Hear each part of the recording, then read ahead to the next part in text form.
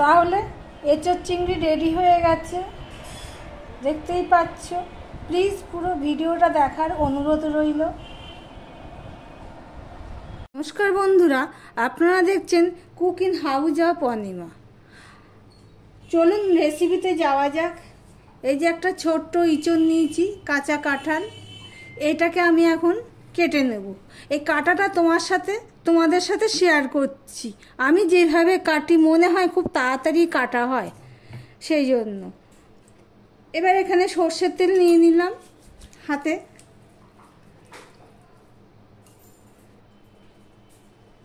এবার বটিতেও সর্ষের তেল দিয়ে দিলাম লাগিয়ে। এবার এই ইঁচড়টাকে আমি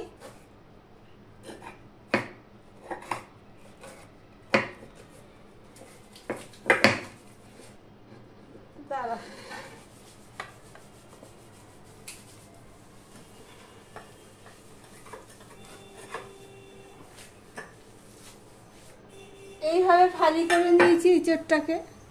এবার ইঁচড়টা এই যে আঠা রয়েছে, এই আঠাগুলো আমি সাথে সাথে জল দিয়ে ধুয়ে নেব।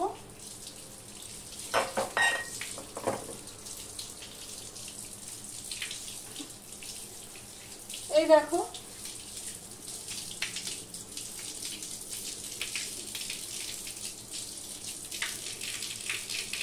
জল দিয়ে ধুয়ে নিয়েছি, দেখো আর আঠা নেই। এটাকেও আমি ধুয়ে নেব।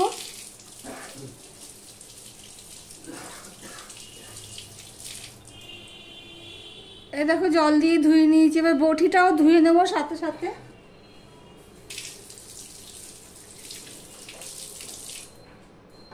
এবার ইঁচড়গুলো আমি সরু সরু করে ফালি করে নেব।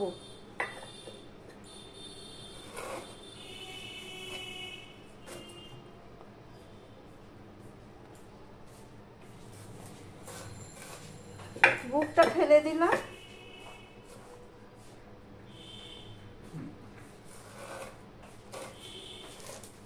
দিয়ে আবারও আমি জল দিয়ে ধুয়ে নেব। তাহলে আঠা লাগছে না, হাতেও আঠা লাগবে না, আর বটিতেও আঠা লাগবে না। এবার আমি এইভাবে কেটে নেব। এইভাবে সরু সরু করে কাটলে খোসাটা খুব তাড়াতাড়ি করে ছাড়ানো হয়ে যায়।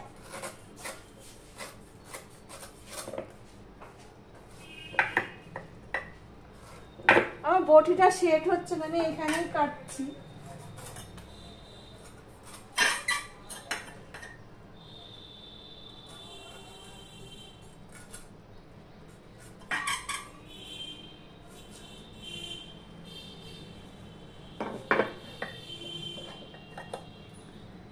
এবার এগুলো আমি এইভাবে কেটে নিচ্ছি।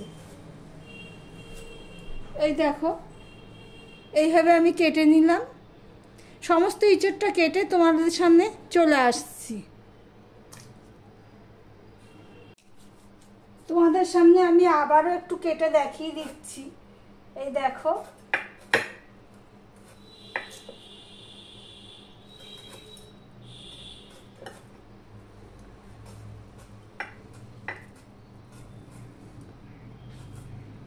এইভাবে আমি ইঁচড় কাটি। আমার কাছে খুব তাড়াতাড়ি মনে হয়, তাই সেটা তোমাদের সামনে শেয়ার করলাম।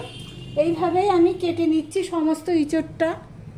আমার আজকের রেসিপি হলো এঁচোড় চিংড়ি। এই এঁচোড় চিংড়ি বানানোর জন্য এঁচোড় কেটে নিয়েছি, চিংড়ি মাছটা ম্যারিনেট করে রেখেছি, আর এখানে টমেটো, কাঁচা লঙ্কা, পেঁয়াজ, আলু, রসুন এগুলো আমি রেডি করে নিয়েছি। এদিকে একটা বাটিতে জল বসিয়ে দিয়েছি। এঁচড়গুলো আমি প্রথমে সেদ্ধ করে নেব, তার জন্য আমি এঁচড়গুলো এখানে দিয়ে দিলাম।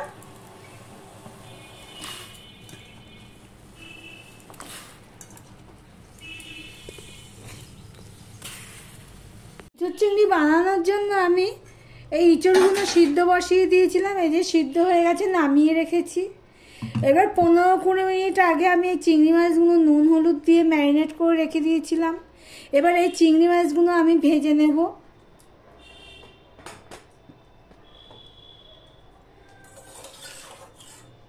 কড়াইতে তেল দিয়ে দিয়েছি, তেলটা গরম হয়ে গেছে। এবার চিংড়ি মাছগুলো আমি ভেজে নেব।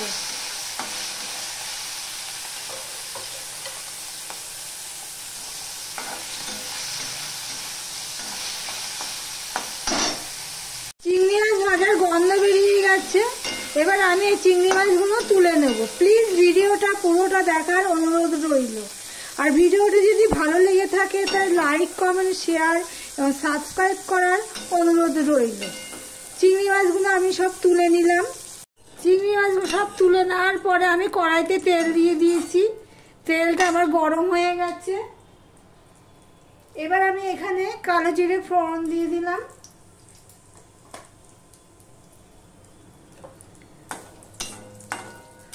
কালো জিরাটা হয়ে গেলে আমি আগে থেকে পেঁয়াজ কুচিয়ে রেখেছিলাম, কাঁচা লঙ্কা কুচিয়ে, সেগুলো আমি দিয়ে দিচ্ছি।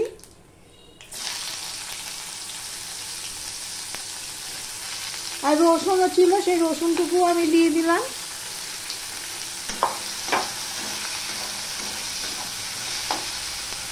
কাঁচা লঙ্কা, রসুন এগুলো সব হয়ে গেছে। এবার আমি আগে থেকে কেটে ধুয়ে রাখা আলুগুলো দিয়ে দিচ্ছি। আলু পেঁয়াজটা ভাজা হয়ে গেলে ভালো করে এবার 2 চামচের উপরে হবে আদা পেস্ট, সেটা আমি দিয়ে দিলাম। দিয়ে আমি একটুখানি নেড়ে চেড়ে নেব।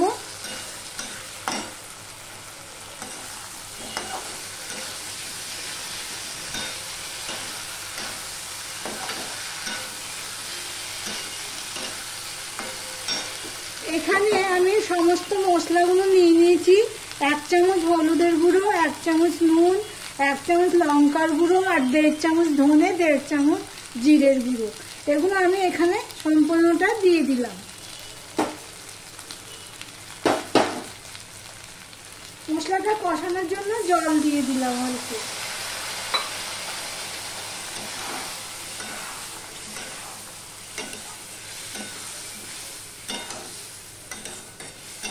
প্লিজ ভিডিওটা পুরোটা দেখে পাশে থেকো। আর কে কে তোমরা ইঁচড় চিংড়ি খেতে ভালোবাসো, পছন্দ করো, তাও কমেন্ট বক্সে জানিও। লাইক করে দিয়ে, একটা লাইক করলে ভিডিও করার আগ্রহটা বেড়ে যায়।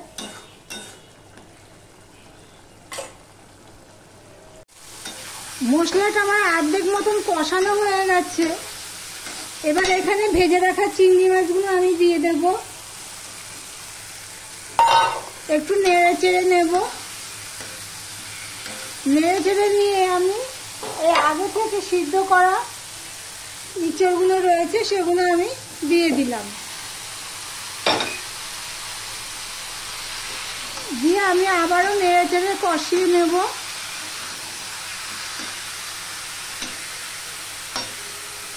দু মিনিটের মতন আমি কষিয়ে নেব। কষানো হয়ে গেলে আমি জল দিয়ে দেব। সমস্ত কিছু দিয়ে কষানো হয়ে গেছে, এই দেখো গন্ধও বেরিয়ে গেছে। এবার এখানে আমি টমেটোটা তখন দেওয়া হয়নি, টমেটোটা আমি দিয়ে দিলাম। তার সাথে দিয়ে দিলাম এই 2 চামচের মতন চিনি হবে, এই চিনিটুকু আমি দিয়ে দিলাম। দিয়ে আবার আমি একটুখানি নেড়ে চেড়ে নেব। টমেটো গলেনি, অসুবিধা কিছু নেই, সিম করে দিয়ে রাখলে গলে যাবে। গলে গেলে কি একটুখানি থিকনেসটা বাড়ে, দেখতেও ভালো লাগে। এই ইঁচড়ের সিদ্ধ জল ছিল, সেই জলটা আমি দিয়ে দেবো। এটা ফেললাম না, এটা আমি দিয়ে দিলাম।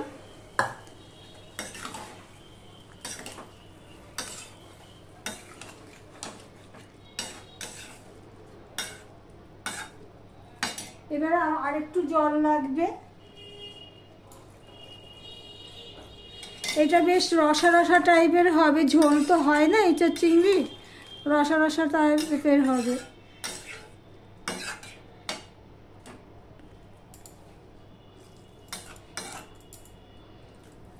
এবার আমি এটা সিদ্ধ বসিয়ে দিলাম। এবার ঢাকা দিয়ে দেবো। খুলে একটু নুনটা চেক করে নিয়েছি, নুনটা আমার ঠিক আছে, স্বাদও হয়েছে সুন্দর। দেখবে চিংড়ি মাছ যদি ঠিক মতন ভাজা হয় আর মশলা যদি ঠিক মতন কষানো যায় তাহলে দেখবে একটা সুন্দর গন্ধ বেরোয়। সমস্ত কিছু ঠিক রয়েছে। এবার আমি এখানে একটু গরম মশলা দিয়ে দেবো। গরম মশলা দিয়ে আমি একটু নেড়ে নেব।